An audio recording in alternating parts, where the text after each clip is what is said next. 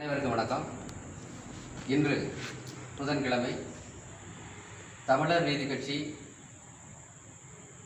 மத்திய அரசு கொண்டு வரக்கிருக்கின்ற மும்மொழி கொள்கை என்கின்ற அந்த கொள்கையை எதிர்த்து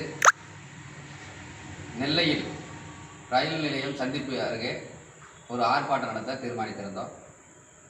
அந்த வகையில் இந்த ஆர்ப்பாட்டத்திற்கு ஒரு வாரத்திற்கு முன்பே அனுமதி கேட்டு அந்த சந்திப்பு காவல் நிலையத்தில் நாங்கள் மனு கொடுத்திருந்தோம். அந்த வகையில்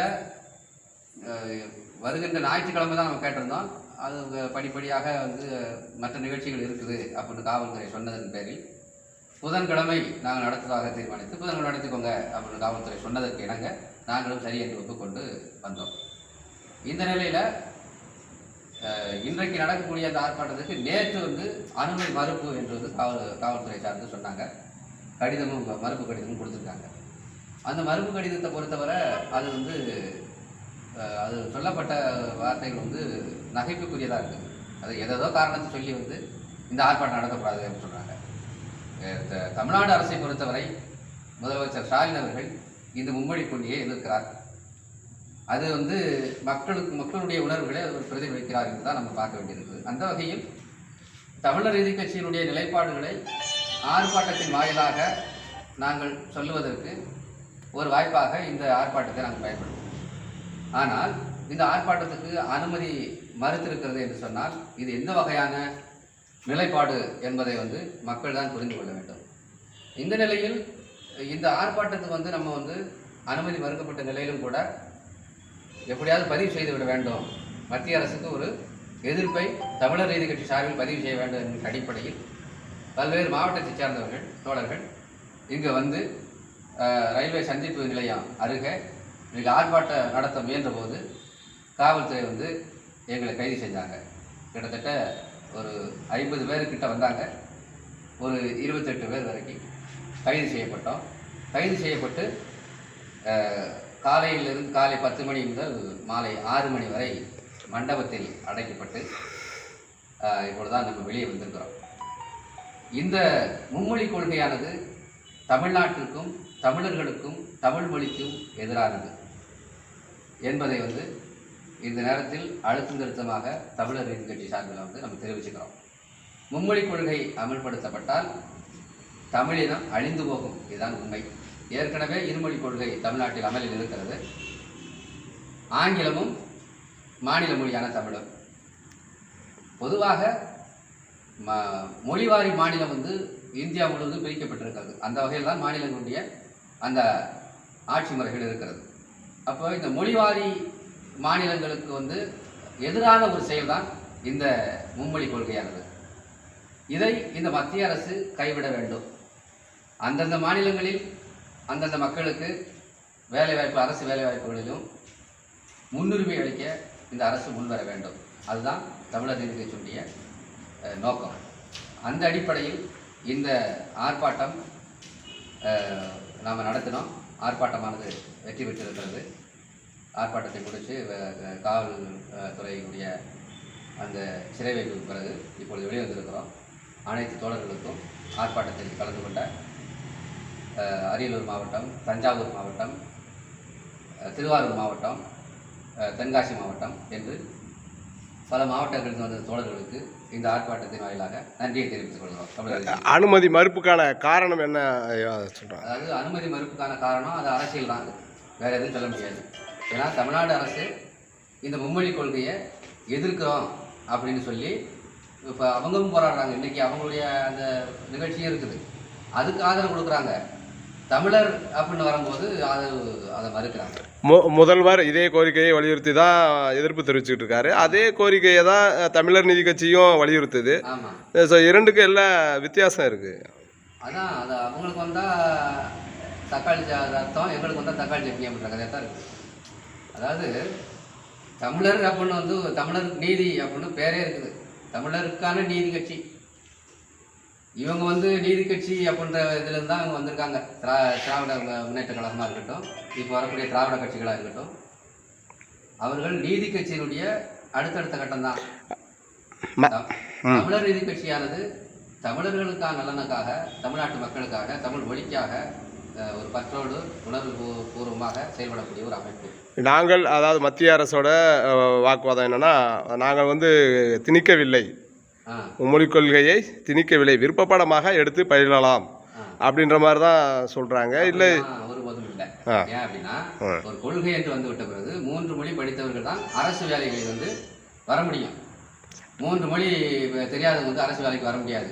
ஆனால் இப்போ வந்து வட மாநிலங்கள் வந்து என்ன நடந்துகிட்டு இருக்குது, தேர்வு என்ற பெயரில் அவர்கள் ஒரு காப்பி பண்ணிக்கிட்டு இருக்காங்க. அவங்க அந்த வட மாநிலங்களில் கல்வி முறைகள் எப்படி இருக்குது, தமிழ்நாட்டில் கல்வி முறைகள் எப்படி இருக்குது, அவங்க எப்படி தேர்வு எழுதுறாங்க, நம்ம எப்படி தேர்வு எழுதுகிறோம் என்பதெல்லாம் தமிழ்நாட்டுக்கும் வட மாநிலத்துங்களுக்கும் மலைக்கும் மடுவுக்குமான வித்தியாசமாக இருக்கிறது. எல்லாம் திருடுதத்தை செஞ்சு தான் வந்து அரசு வேலைக்கு வரோம். அப்போ தமிழ்நாட்டுடைய மாநில அந்த அரசு வேலைகளில் மிகப்பெரிய அளவில் மோசடி நடக்குது. ஃபுல்லாக வட மாநிலத்தவர் வந்து இங்கே பூந்துக்கிறாங்க. வட மாநிலத்தவருடைய எண்ணிக்கை வருகை வந்து அதிகரிச்சுக்கிட்டு இருக்கு. இதனால் வந்து இங்கே கூறக்கூடிய தமிழர்களுடைய அந்த வாழ்வாதாரம், அவர்களுக்கான சமூக நீதி என்பது மிகப்பெரிய கேள்விக்குள்ளாக இருக்குது. அதுக்காக தான் நம்ம என்ன பண்ணுறோம், மும்மொழி கொள்கை வந்தால் என்ன பண்ணுவோன்னா, இந்தி அதாவது தன்னுடைய தாய்மொழியில் வந்து எல்லாரும் பயிற்சி பெற்றவர்களாக இருப்பாங்க. இப்போ நம்ம வந்து தமிழர்களாக இருக்கிறோம், இயல்பிலே நம்முடைய தமிழ் வந்து உடம்புல ஊறுறது. அது வந்து நம்ம பேச்சு மொழியாக நமக்கு கருவிலேருந்தே நம்ம வரோம்.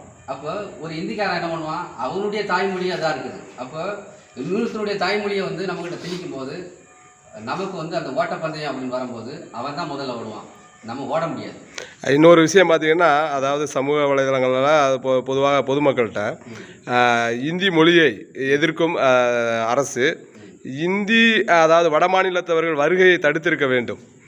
ஏன்னா இப்போ அரசு துறைகள்லாம் ஓகே, நம்ம வந்துட்டாங்க ஓகே, ஆனால் தனியார் துறைகளில் அளவுக்கு மீறிய நபர்கள் இங்கே வந்து பணியில் இருக்காங்க. அதுக்கான வரைமுறை எதுவுமே தமிழக அரசு இதுவரை வரையறுக்கவில்லை அப்படின்ற ஒரு குற்றச்சாட்டு இருக்குது. நம்ம ஏன்னா தமிழ்நாடு அரசு வெளியில மாநிலங்களிலிருந்து இங்கே வரக்கூடியவர்களை வந்து எப்படி வந்து குறிப்பாக சிவப்பு கம்பளம், ஆமாம், பெருமளவு எண்ணிக்கை இப்போ வந்து வட மாநிலங்களிலிருந்து வரக்கூடிய ட்ரெயின்களில் 90% வட மாநிலத்தவர் வராங்க, உழைப்புக்காக வராங்க அப்படின்னு கூட வச்சுக்குவோம். அப்போ இந்த வருகையானது முறைப்படுத்தப்பட்டிருக்கிறதா என்றால் இல்லை. மிகப்பெரிய அளவில் வந்து வடமாநிலத்துடைய வருகை இங்கே வந்திருக்குது. இதனால் வந்து இங்கே உள்நாட்டு தொழிலாளர்கள் பாதிக்கப்பட்டிருக்கிறாங்க, மிகப்பெரிய அளவில் பாதிக்கப்பட்டிருக்கிறாங்க. இந்த வடமாநிலத்துடைய வருகையும் கூட இந்த நிலைகளில் நம்ம வந்து தொடர்ச்சியாக சொல்லிக்கிட்டு இருக்கோம், இவங்களுக்கு பாசு கொடுங்கன்னு சொல்லிக்கிட்டு இருக்கோம், அவங்களை கண்காணிக்கிறதுக்கு. இவங்களால் வந்து சட்ட ஒழுங்கு சீர்கேடாகுது மிகப்பெரிய அளவில். இன்றைக்கு திருட்டு, கொலை, கொள்ளை இது போன்ற நிகழ்ச்சிகள் வந்து நடந்துக்கிட்டு இருக்கு. இதை வந்து ஒரு வரைமுறைப்படுத்துவதற்கு இல்லை கண்காணிப்பதற்கு வந்து அரசு வந்து பெரிய சுணக்கம் காட்டியிருக்குது. இப்போ சமீபத்தில் கூட ஒரு அந்த திருட்டு வழக்கில் வந்து ராஜஸ்தானில் தேடி வந்து ஒரு தனிப்படை போகுது. அந்த தனிப்படையை ராஜஸ்தான் போலீஸ்காரங்க வந்து பிடிச்சு வச்சுக்கிறாங்க. கேட்டாங்க, வேற ஏதாவது காரணம் சொல்கிறாங்க, அதுக்குள்ள நம்ம போக விரும்பலை.